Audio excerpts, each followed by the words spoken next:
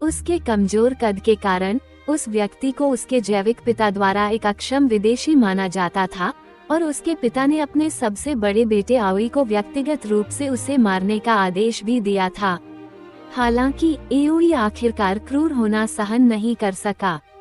आखिरकार वो उसका जैविक भाई था, लेकिन वह पैतृक कानूनों का पालन कर सकता। ग्रह के वातावरण में केवल उसके भाई का विरोध अटल रहता है।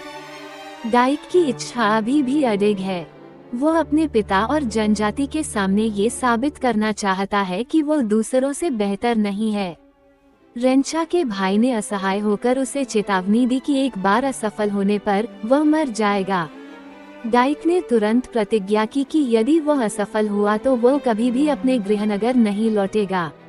इतना समय आदमी की शक्ल देखने के बाद उसकी आंखें काली हो गईं और वह पूरी तरह से बेहोश हो गया।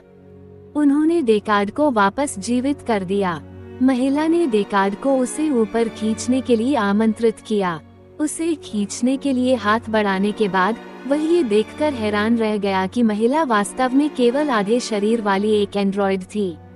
पूछताछ के बाद पता चला कि वो पृथ्वी का एक एंड्रॉयड था जो वेयलेंट कॉर्पोरेशन के शोध में विफल रह सकते। फिर डेके ने उसे सीधे नीचे फेंक दिया क्योंकि डेके वो उत्तर नहीं सुन सका जो वह जानना चाहता था।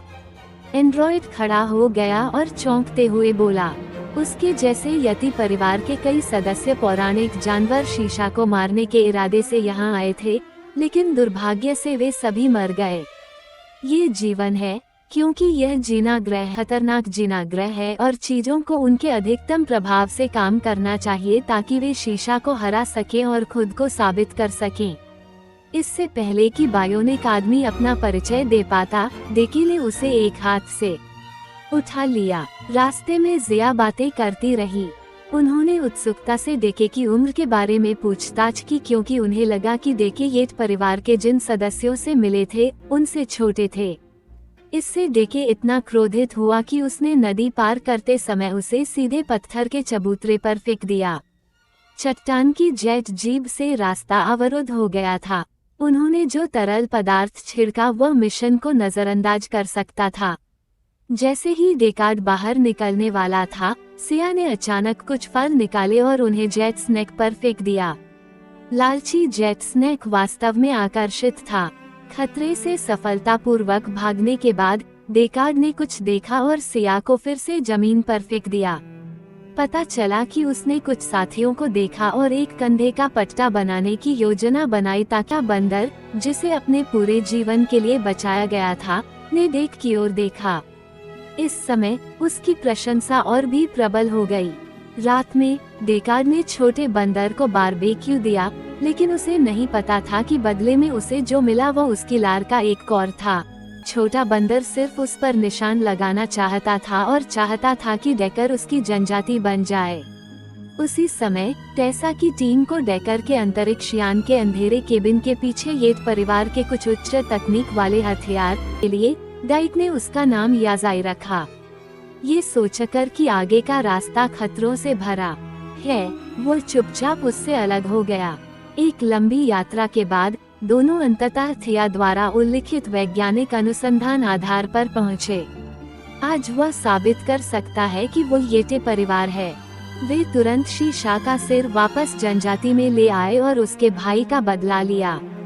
सिया ने उसे याद दिलाया कि उसे जल्द से जल्द चलता रहा तो निश्चित रूप से डाइक को यहीं दफनाया जाएगा। जैसे ही वह धीरे धीरे पास आता है, शीशा उसे जमीन पर पटक आता है।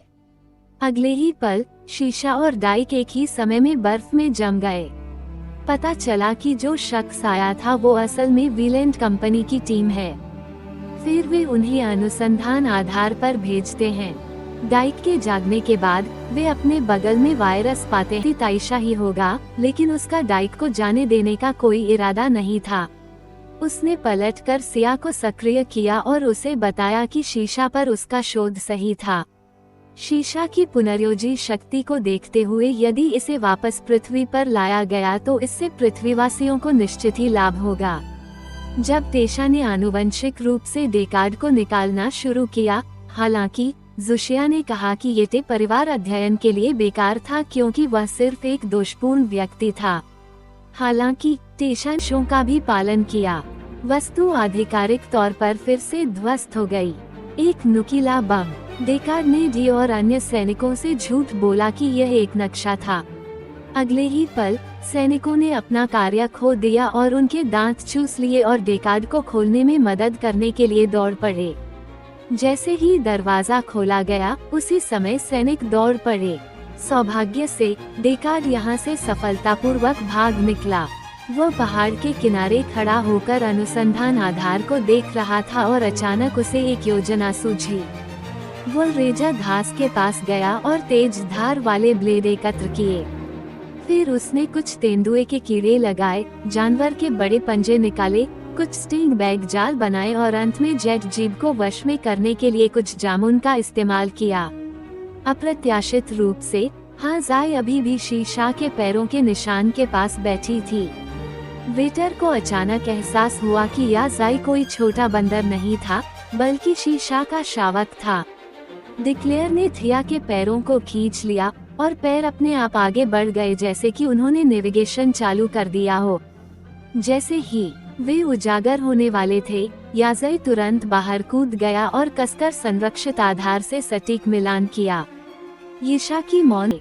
डाइक खुशी से लौट आया, लेकिन उसे कहने का आदेश दिया कि उसके आदमियों ने तुरंत उसके बेटे को मार डाला, लेकिन अब डाइक वह नहीं रहा जो वह हुआ करता था। उसने कुछ ही चालों में दोनों व्यक्तियों को मौके पर ही मार डाला। अंत में क्या है? पूरा कथानक आपके व्यक्तिगत अनुभव के लायक है। देखिए, मैं जिनिक्सन फिल्म और टेलीविजन कमेंटरी हूँ। कृपया जवाब दो।